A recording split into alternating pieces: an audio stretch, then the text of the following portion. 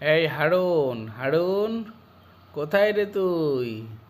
আরে ধুর, এই পাগলের হাসপাতালে এসে মরলাম আমি। একটাকে ডাকলেও খুঁজে পায় না।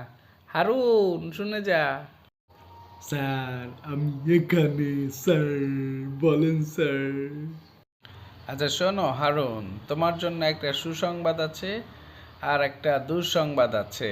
কোনটা আগে বলবো বলো? স্যার, সুসংবাদটাই আগে শুনি।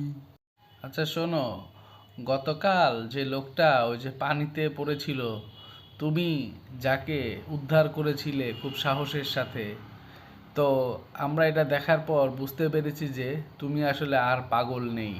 তাই তোমাকে রিলিজ করে দেওয়ার চিন্তা করা হচ্ছে। উম, আর দুঃসংবাদটা কি? আরে বলো না, তুমি উদ্ধার করার পরে ওই লোকটা পাশে যে একটা আম গাছ ছিল, সেই আম গাছের সাথে ফাঁসি নিয়ে আত্মহত্যা করেছে।